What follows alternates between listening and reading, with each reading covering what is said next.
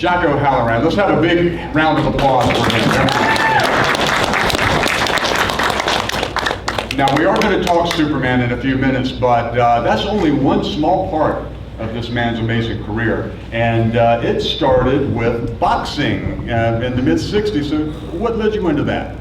Actually, it started with football. I played a little pro ball, Philadelphia Eagles and the Jets, and I got angry at some people and went into boxing. Ali won the title, and I said, I could beat that guy.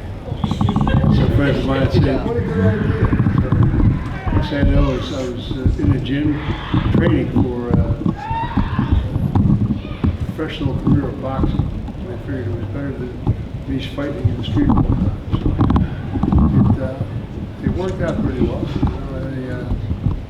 I boxed for about 9 years, but they found that I had a disease called acromegaly, which is a pituitary, which I shouldn't have been boxing at all, actually. But we just soldiered through a lot of things. Worked out pretty well. Got to enjoy fighting with a lot of pretty good people. And Muhammad and I were signed, I think, 4 different times, and unfortunately it didn't work out. Then I went into the movie business, but that started early when I very first started fighting. Steve McQueen was doing a picture called The Thomas Crown Affair in Boston. And I was living in Boston, and we took care of him while he was there to make sure he was safe. And he and I became very good friends. And he said, man, you gotta come to Hollywood, come down on the set, I want to put you in the movie, and, bring you back. I said, I don't think I'm ready for that. So we moved on, and then they did a picture called The Great White Hope with James Earl Jones, and they wanted me to play Jess Willard. And they brought me out to Hollywood, and I had just knocked out the #1 ranked heavyweight in the world. And they said, well, you're going to go to Spain for 6 months? And I said, wait, I just knocked out the #1 heavyweight in the world, and you want me to give up boxing and go and play in the movie? And he said, yeah, man, this is all, they thought the deal was all set for me. People from the East Coast would have liked to see me get off the street and go to a foreign country. And some other people would like to see that as well. And so I turned them down. They couldn't believe that I turned them down. I walked out, I was leaving Fox, and I was walking down the steps, and James Earl Jones was coming up the steps. And Jacko Halloran, and I said, James Earl Jones. Is it true what I heard you just told Hollywood to take the biggest movie in Hollywood and stick it? I said, well, I don't know, it depends on what you heard. And he said, what, did you? I said, yeah. I said, he said, I gotta shake your hand. I never met anybody who told Hollywood to, take a leap. And so we became good friends. And I continued on the boxing. In 1975, they made me quit for this acromegaly stuff. They offered me a picture called Farewell My Lovely with Robert Mitchum. And I had an agent in San Diego, and I was boxing because I was a California heavyweight champion, and I was one of 10 fighters in the history of boxing as a heavyweight that ever went and became a world-ranked fighter without boxing amateur. And so I had an agent. I did a lot of commercials for Royal Crown Colon and stuff down in San Diego. She called me on the phone. She said, I want you to do this movie with Robert Mitchum. I think you should do it. And I looked around and I said, maybe the time's come. And I went and I met with the director, and he said, you're the guy? And I said, yeah, right. So I said, they brought me out to Hollywood, and I met a man called Robert Mitchum, who was an incredible actor and an incredible human being. And he took me by the hand and just guided me through the tour of Hollywood, and here I am. I blame it all on him. Did you undertake any acting lessons? Robert Mitchum. And that was it. It was I'll tell you a funny story. The very first day I was ever going to work, he arranged for us to drive down to work together. He had me laughing the whole way down to the set. And to get out of the car, and he said, okay, I'll meet you over there. We had to walk up into this set. I'll meet you there. Just get the monkey suit on, and I'll meet you over there. I said, yeah. So we get to the bottom of the steps. We're ready to walk up these steps. And he said, did you read that script? I said, read it. I know your part, her part, this part, that part. He said, good, throw it in the trash can. I said, what? He said, throw it in the trash can. Don't let me catch you like thousands of people in this town acting. Just be yourself. He said, just, take this character like you're walking down the street with it and be yourself, and we'll be fine. I said, wow, man, what a great concept. And he taught me eye levels and eye contacts and stuff like that. And we got up on the set, and we did the very first shot. And they got done, they started moving cameras around, and I looked at him, I said, well, what's the deal here, man? He said, you really don't know. I said, I'm asking you a question. He said, that's it. I said, wait a minute, that's all there is to this stuff? He said, yeah. I said, oh man, I'm a star. He laughed. That became a tagline of the movie, and it just opened the door to a phenomenal career that I love with a passion. He was an amazing man. He became like a father, and he was a mentor. And he led me right down the street. And I was halfway through the movie, and I was coming out of the Samuel Goldwyn lot one day, and the editor grabbed me and he said, "This is the first picture you've ever done?" I said, "Yeah." He said, "Man," he said, "I'll tell you something, kid. You're going to be a star. This is great. I'm cutting this thing together. This is pretty good." So I went back to Mitchell and I said, well, maybe I should take some elocution lessons. I should go to UCLA or something and really get into this thing. And he looked at me and he laughed and he said, if you go to those classes, they'll ruin you or you'll ruin them. He said, stick with me, kid. You'll fart through silk. Don't worry about a thing. Wow. I said, okay, well, here we go. So here I am. Well, you couldn't have had a better teacher. No, couldn't. The man was an amazing individual, one of the most well-read individuals I ever met in my life. He was a trip. Now, I read that you turned down a part that Richard Kiel took for Jaws and James Bond movies. I actually turned down 6 pictures that made his career. They came, Cubby Broccoli came from London, him and his son, to see me at my agent's Myron Michigan in Beverly Hills to do Jaws. They wanted me very badly to do this Bond movie. Because Farewell My Lovely was an excellent film. King Kong was a pretty good film. So he said, we really, really want you. So my agent called me and said, these guys are sitting here waiting to see you. And I said, yeah. So I was around the corner having lunch with Robert Mitchum, getting loaded. And he said, you want to do that picture? I said, no. He said, then don't. I said, well, I don't like the script. He said, well, then what are you worried about? Let's do another margarita, please. So I went around the corner out of respect to see this guy, because he came all the way from London to see me. And I said, I really appreciate your time. If you can work it out with my agent, fine. But I was already doing a picture called March or Die down in Spain with Gene Hackman and some people. And so it got me out of it. And I went down and did that picture. And from there, I went right to Superman. So, and Superman would have been it was a better role. Oh, obviously. So how did that land in, how did you get that part of none? Gene Hackman and I were doing a picture called Watch or Die, and we had a break in the picture, so they invited us up to London to talk to Richard Donner. Donner and I had a great discussion about the character Nan, and Nan was a scientist, a very smart guy, and then they lobotomized him, and he didn't speak, and they said, how do you feel about doing this role not speaking? And I said, let me tell you something. Jackie Gleason did a movie called Gigo. Jackie Gleason was a friend of mine, and he won an Oscar for it. And I said, if I ever got an opportunity to do a film that I could use facial and body expressions, I want to do it. And Nan was a perfect film because Terrence Stamp was a vicious general, and Sarah was a man-eater. So somebody had to relate to children, because there was a big children audience in the film.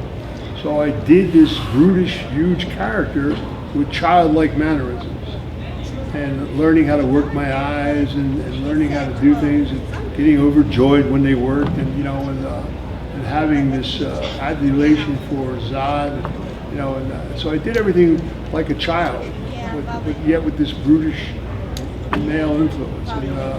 And it worked very well. We really came together in the three villains, you know, to have them that much different, you know? It really came across very well.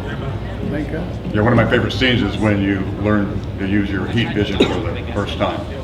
I was trying to get lunch. I was hungry. We just landed on this planet, you know. Give me a break here. The planet Houston. Yeah. I wasn't getting any help from Sarah, so I, you know, give me that snake. I would burn it up. So, did you grow the beard specifically for the role, or did you have it beforehand? I had a beard, and then they kept wanting to add to it and stuff. Every time they do, they use a substance called acetone to take off the glue. It was breaking the beard, so I just said, you know what, take it off. We'll just put one on every day. What were those costumes in, the black costumes? They were made out of a very fine sheer material, and then had the trim it was like a burgundy reflecting color that worked around. Creative. It was a very creative idea. I thought they worked pretty well. Were they flimsy or pliable? I mean, restrictive? No, they weren't restrictive at all. They were very, very light and, you know, movable. It was like wearing a negligee, you know, except a little thicker. Thank God for Sarah. Okay, yeah, I have to say. Although I think she would rather have just a negligee. You know. Yeah, when I see Nana in the movies, I wasn't thinking of a negligee, but it's nice to know that they were smooth and soft. I have to say that in Superman 2, that fight scene, I mean, you set a standard for stuff. And what's amazing about that, the three of you taking on Superman in Metropolis is, like you told me when we were talking a couple of minutes ago, there was no CGI. This was a whole different type of special effects. So I'm assuming you had people, you know, there was somebody, at least one choreographer for the fight, or tell me about that. You have no idea. I mean, they did something that was, they broke technology rules and sets and precedents. We had this huge 70-foot screen, and they put pole arms through the screen, and the end of the pole arm was body molds that we laid in, and we had motions that we could move up and down and around, and then they shot us in the film. So they called it Jordan's Optic Vision, VistaVision on VistaVision. Here we are up in the air on these pole arms looking down on the concrete floor 70 feet below us. Sarah almost had a heart attack. Sam said, "You people crazy?" So I made them put air mattresses at least, just in case. And the guy said to me, "Well, those molds are very strong. They'll never break." I said, "Really?" And I broke the leg, and the guy said, "Oh my heavens!" I was very naughty. I used to do things like that just to scare them. But they, you know, and so they actually shot us into the film. So when you see us flying around buildings and underneath the bridges, that's us doing it. And there was no wires, and people say, "Wow, how did they do that?" Because we didn't it wasn't a blue screen or a green screen. It was we actually laid up in these molds, and it was very tedious and took time. And they shot VistaVision on VistaVision, which was a breakthrough in technology, and it worked extremely well. The fight scene was brilliant. And the first movie, of course, was directed by Richard Donner, who had creative differences and wasn't able to stick around for the second. But a lot of the second was creative differences. Tell me about They it. didn't want to pay him. They didn't want to pay him. I mean, it was so sad because Richard Donner lived, eat, and slept Superman. He and Tom Mankiewicz. In fact, Donner's company still does the comic book. And it's sad because it would have been a whole different franchise. And it's sad for you people, the people the fan base that love the film, because Donner would have done 3, 4, and 5, and would have been a whole different franchise. And they just didn't. I mean, they did the same thing with Brando. How do you cut Marlon Brando out of a movie? You know, they had already paid him, but they didn't want to pay him the points. Salkinds were very foolish, very, very pound foolish people. You know, they walked over dollar bills to pick up pennies because they had something in their hand, but they could have done so much better. But they weren't taking the fan base into consideration, and that's what irked me a lot. You know, and Christopher should have never come back unless they did Brando. Bring Donner back, and he was, you know, so into they're going to do so many Supermans, and they never did. The fourth one was done by Canon. It wasn't even done by Warner Brothers. And Christopher wrote the script, and it was a terrible film. It's hard to watch. Oh my God! I mean, when you stop and think that Superman was the first American hero, like superhero. And it was the original American superhero. And the way they did the films and the character was brilliant when you brought it over from the comic books.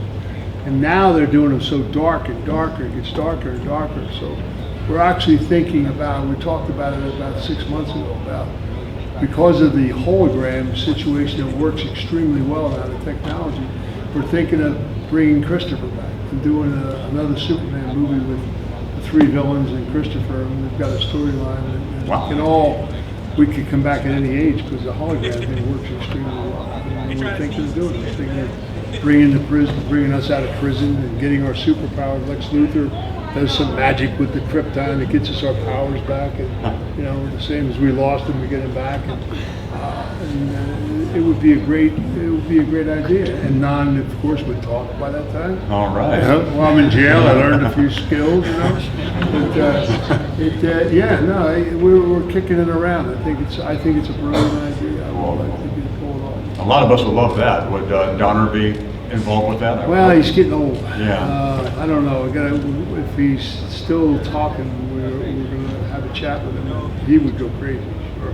Well, speaking of Richard Donner, I mentioned to you beforehand to let you know the magazine I had at the back issue 109, which comes out in November of next year, is 40th anniversary celebration of Superman the movie. 40 years, December 1978 when the first movie came out. And this interview will appear in there, but we are going to interview Richard Donner. He's going to be in the magazine as He's well. one of the nicest men. He's such a good guy. He really, it's just sad because he's such a good director. He's like night and day between the other guy. Like I said, he lived, ate, slept, shooting. We were doing Superman. We did them both together when we started, and he really got into doing 2. And he had to stop because they had to deliver 1, so he had to finish it. And that's the reason why the Donner cut came out, because he had already shot 86% of the film.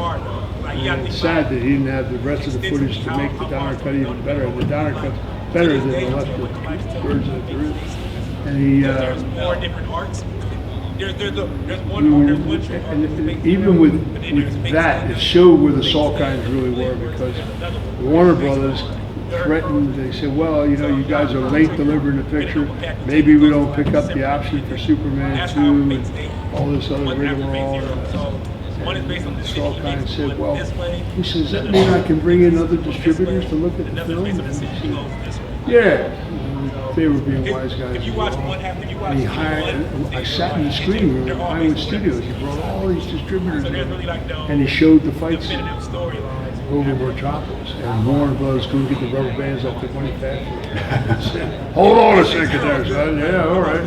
So he got another $15 million. But that's the way they were. Which is really so foolish, because they had such a great fan base for such a great franchise of films that would have worked so well. But I was glad to be part of the 2 that we did. It was an honor and a thrill. We had a lot of fun doing it. Great cast. The crew was brilliant, and it worked well. Well, I can only imagine after what you've said what it would have been like to have gotten 5 Richard Donner directed Superman. And we wouldn't have seen Richard Pryor, I'm assuming. No, yeah. I don't think you would have seen Richard Pryor. I don't think you would have seen a lot of junk. It would have been a much different franchise, which I think would have been much better. And when you brought up the possibility of coming back again, what a lot of people who have only seen the theatrical release of Superman 2 might not know is it's kind of ambiguous at the end with that fortress fight scene, what happens to you guys. Well, we fall down into an abyss, and then, because we lost our power in this transition deal with Cuba, and we fall into it, then we shot a shot of them loading us into police vans and carrying us off. We actually have footage of that. So taking us to prison, the same as Lex Luthor did. So that's where, I had come up with a couple of storylines, and it would have been, there's, if Superman kept his powers, why couldn't we have flipped ours back again? Because of the atmosphere and everything, it was elected, or we were a different structure. And it could only be taken away, I thought, temporarily. I think we would have got away with it. And that's my point exactly. Goes having the deluxe set of the movies too. I've seen that footage that did make it into the theatrical version. And yes, you guys were arrested, so it did allow you to come back. One more question, then I'm going to let you ask a couple of questions about working with Christopher Reeve too. You tell me a little bit about him. Christopher was, you got to realize it was his first film. He was really a nice kid, but he was naive, and he made his own. He got very much into the role too much. I mean, I don't know. Some people get into acting and they take the role on and they stay in it all the time. They don't know how to change their clothes. And Christopher was like that. He was Superman, Clark Kent, and he was just a very naive kid. And he got into trouble with a few people, but overall, they'll never find another person that will be a better Superman Clark Kent combination than he was, and he did it well. I mean, when they first came on, they first hired him. I mean, they talked to a lot of people about doing Superman, and when they first hired him, he was like 170 pounds. So I talked to the bodybuilding guy they were going to use, and I said, "You don't want to bulk him." I said, do like a Steve Reeves and give him definition and make him. And he has the weight, just have it cuts, because he was vain. He didn't want to wear any body molds underneath the costume and stuff like that. I said, and just build him naturally out, and it worked out extremely well. He was a great Superman. There's no two ways about it. He was a great, Clark Kent. I mean, he just did the role extremely well. He transferred it back and forth. That he did. Let's get a question from the audience. Who has a question? Somebody back here first. Yes. How long did you take to make the movie? The first film, it took us about a year and a half, a little more, and then we took a break and we came back and we shot another year. And because we had to finish two, but because they brought on another director, Richard Lester, in order for him to put his name up as a director, he had to shoot better than 50% of the movie.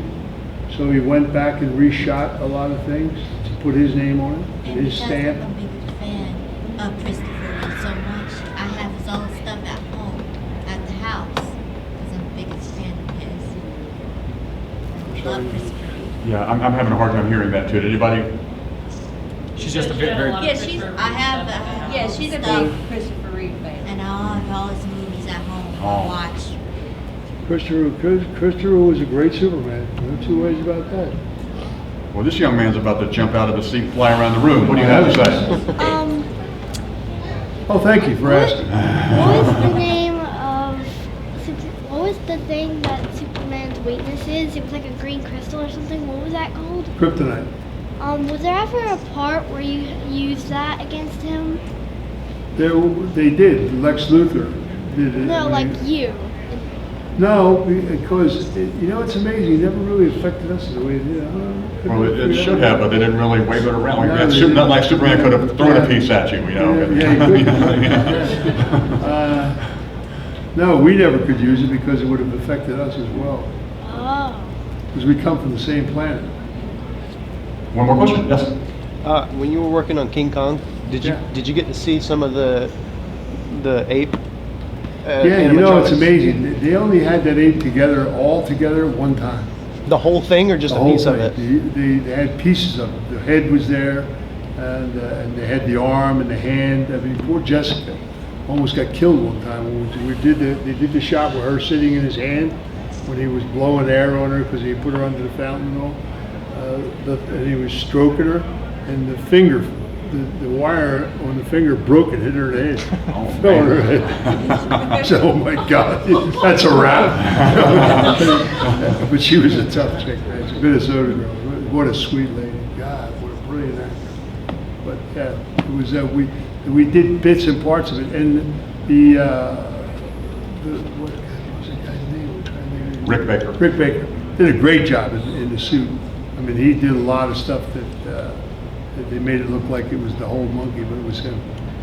That was a pretty successful box office, wasn't it? Yeah, I mean, it was sad. We had a great script, we had a great cast, and we had a drunk out director. And he made the picture would have been, it was good as it was, but it could have been a lot better. You know?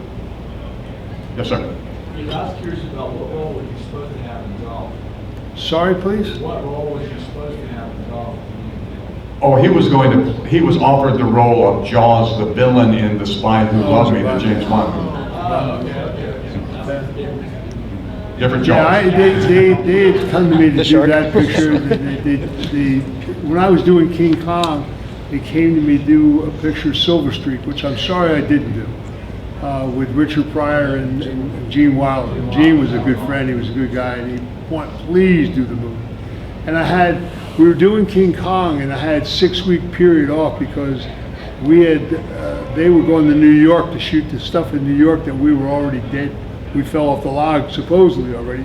But the last shot that we did on King Kong was the log scene, where we all fall off the log. And so we had to wait for them to come back from New York. And I could have went to Canada and shot Silver Streak. And Paramount was so angry, they wanted me so badly. It probably hurt me as an actor because I would have been a Paramount baby then. I would have done a lot of their stuff. They offered me Walking Tall, the series and stuff, and I didn't care. I said, you know what, I'm going to relax at the beach, and it was foolish because Wilder is a great guy to work with. So Pryor's crazy. He was nuts. So it would have been a lot of fun, But I didn't want to. I turned over 6 pictures that Richard did that made his career. God bless him. And I just didn't want to become a big goofy guy. I felt Mitchell taught me that I had much better acting skills than that. So I turned down some stuff that other people. And I had written some things that I wanted to do, and I was pushing to do a couple other movies over here and over there. I was doing a lot of writing. So, like I've written a book called Family Legacy that's coming out. The book's already out. We're getting ready to do, I have 2 more books coming, and we're going to do it. We just signed a deal to do a television series and films of the books.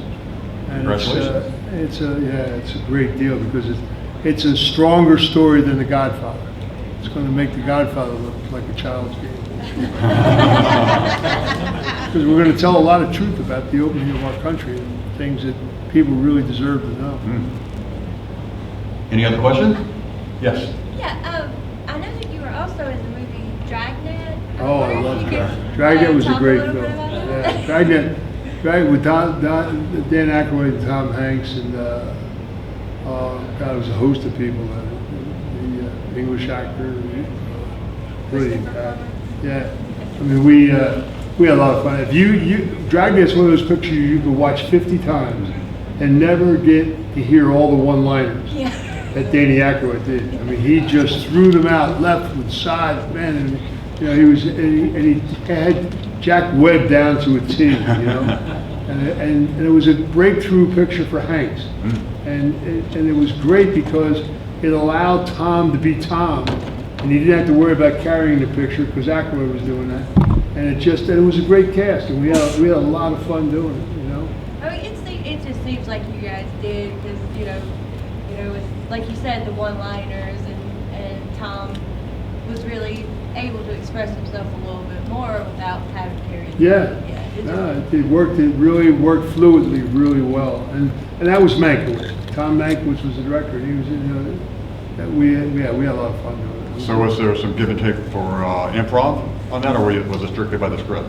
There was some improv. Danny Aykroyd, he improv all the time. Yeah, that's what I mean. His life is an improv. But he's, it was just to get to work with comedy people like that, and to do something as neat a story as Dragnet was a big television series hit, and to bring it to the screen like that. And I thought they did it well. I really, and I loved the character, and I played Emil Muzz. We had a lot of fun with it. We really did. And you had a question. What was your favorite favorite character you portrayed? Farewell, My Lovely. Only because I met one of the greatest friends of my life, Robert Mitchum, and the picture worked really, really well. And I, again, kicked myself in the butt because I was offered an opportunity to be nominated for supporting actor for that picture, and I probably would have won that year because of the year. And had a meeting set up with Johnny Carson, and Robert Mitchum set it up. And I went to see him, and he said, "Boy, I can't wait to get you on the show, and I'll get you nominated if you do my show." And I said, I thought about it, and I said, "I don't think I can do your show." He said, "Well, what are you talking about?" I said, "Well, your show is live, right?" And he said, "Yeah." I said, "Well," I said, "you know, you're going to ask me about my father, and I'm going to ask you where the men's room's at." He said, "You would get up and leave?" I said, "Yeah." He said, "Why?" I said, "Because I don't talk about my father, and I don't think people, because my father was one of the most feared Sicilians that ever came into America. He was a man called Albert Anastasia, and he ran a little company in New York called Murder Incorporated. He was one of the heads of the 5 families in New York, and he was a very, very formidable individual."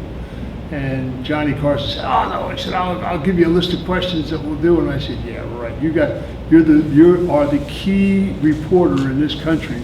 You have Albert Anastasia's son sitting on your set, and you're not going to ask me about my father? Well, I look like I fell off a turnip truck." And I said, "I'm sorry, but I have to say no." And Mitchum yelled at me. He said, "Are you crazy?" He said, "This is Hollywood. Who cares? It would have been wonderful. What's the matter with you?" And I had just come off the streets when I did Farewell My Lovely, and it was a foolish move, because I probably would have won an Oscar. You know, I just preserved my father's heritage and my life story. But now we've done Family Legacy, the book, and I've written about my family and my story, and it's going to be great because it's going to answer a lot of questions that people have been asking for a long time.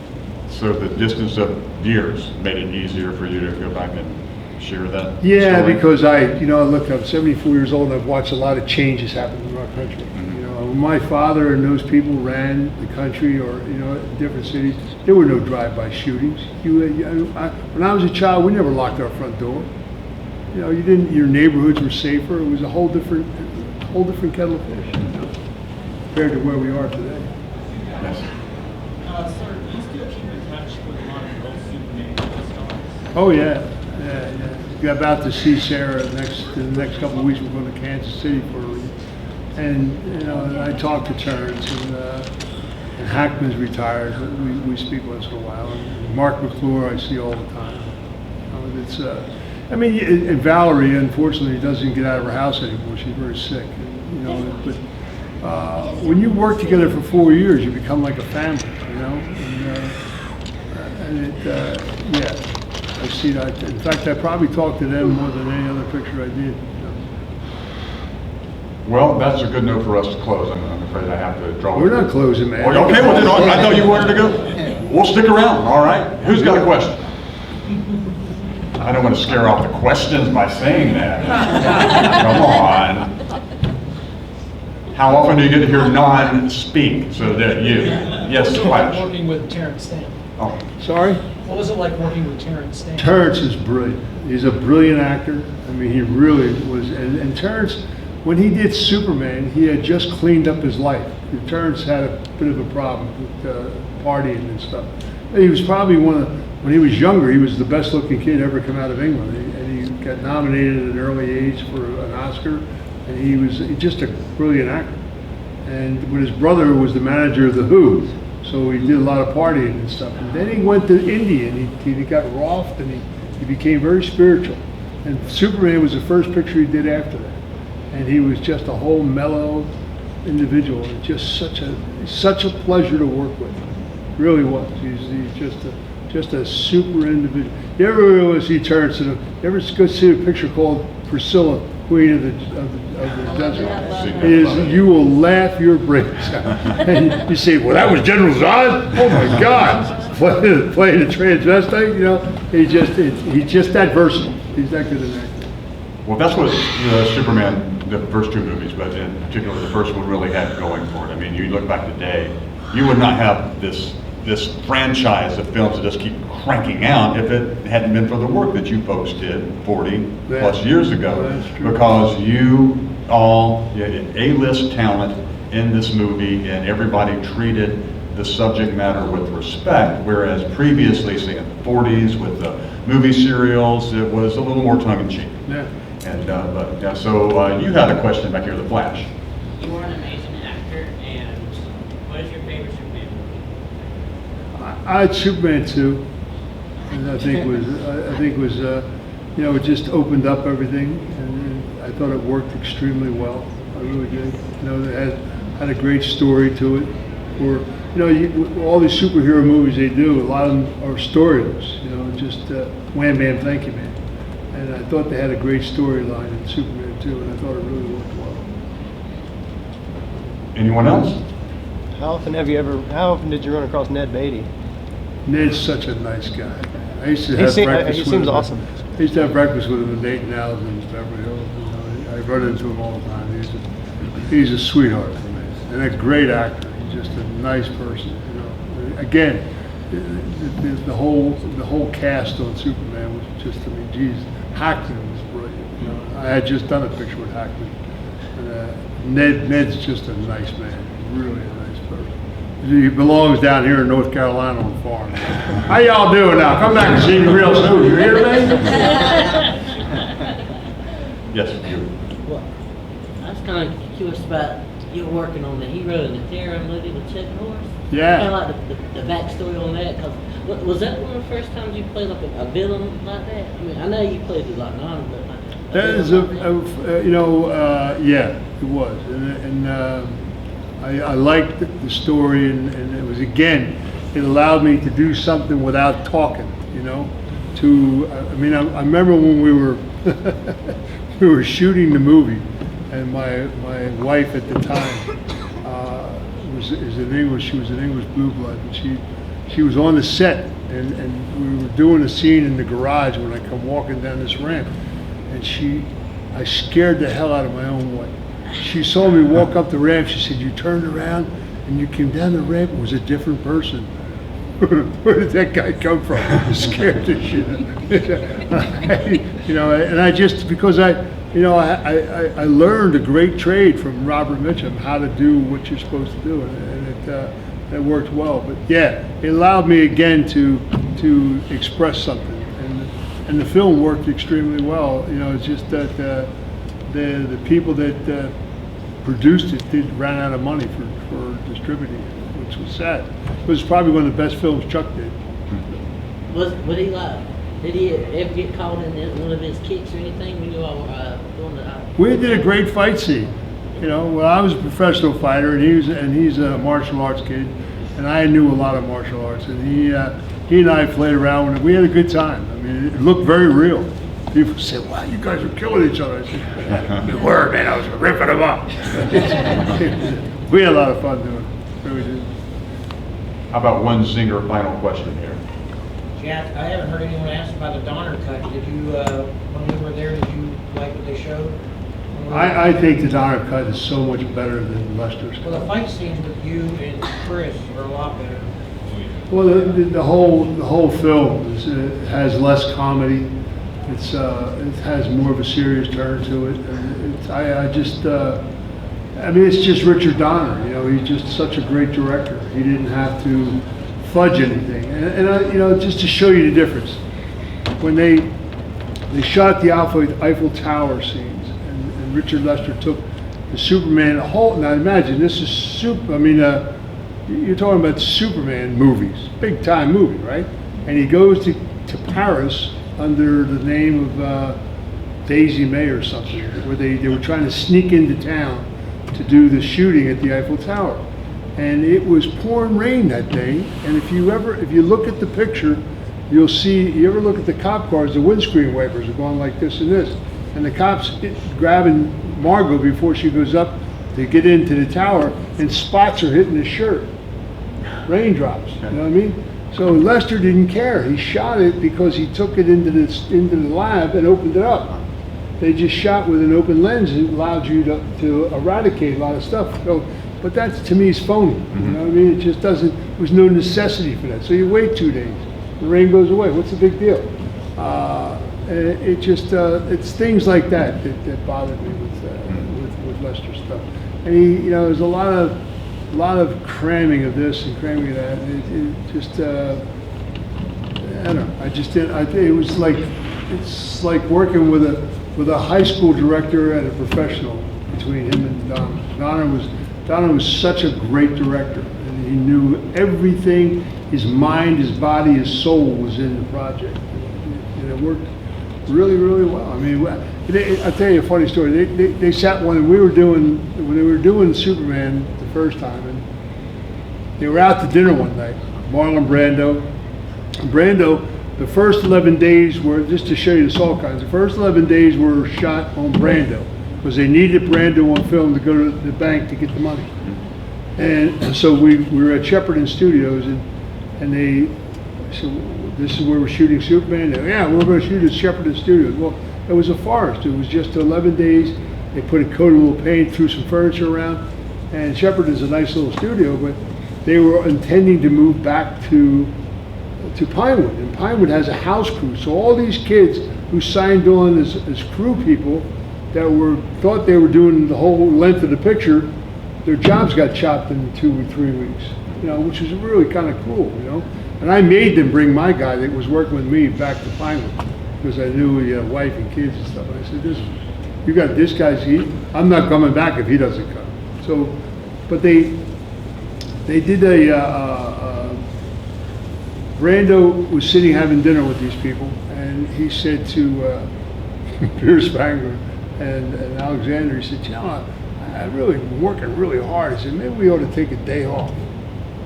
And Richard Donner said, yeah, well, why not, Ron? You have been working kind of hard, like long days and all that stuff. He said, and they're kicking him under the table.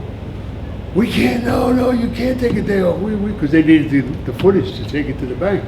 Well, you can't take a day off, and it costs too much money. And Marlon said, well, how much does a day shooting cost? And Pierce Spangler jumped up and he said, oh, $350,000, Marlon. You can't take a day off. Marlon said, let's take a day off, I'll pay. They all fell. That was Brando. Brando had such an amazing attitude, and he was such an amazing actor, And he and I became very good friends because he loved New York and he loved my father and he knew who I was and the stories of everything. So I went down on the set to watch him work one day, and it was the first time I ever saw anybody. He had cue cards everywhere. I mean, they were everywhere. And he came down, and I never saw anybody else do this on a set. He was into a shot, and something happened with the camera, and they stopped, and they were going to, and Marlon said no. He turned around and came right back into the shot and said, just continue there.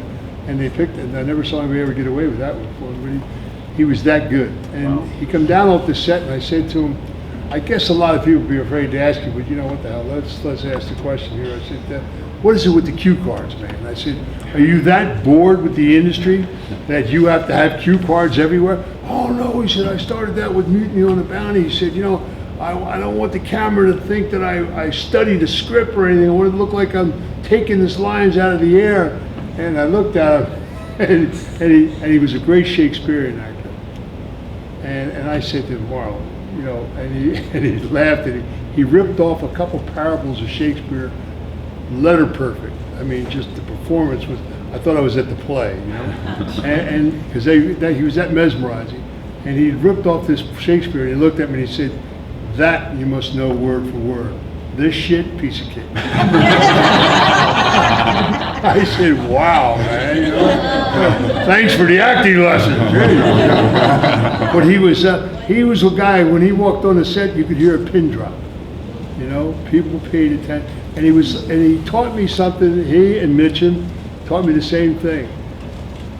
When they come on the set, they said hello to every person on the set in the morning, and they say good night when they left at night. Because you're like a family. And if you can't, and Robert explained to me, he said, kid, let me tell you something. See the guy up there in the rafter that's lighting you for this shot? He said he can make or break your career. If he's talking about what he did with his girlfriend last night and not paying attention, you're looking like shit. But if he's paying attention to what he's doing, you're going to come out looking like a star. So he said, it's very kind of you to say, hello, how are you? He said, real easy, doesn't cost a dime, but that's the way he was. I mean, Mitchum was the type of person that if he ate steak, everybody ate steak.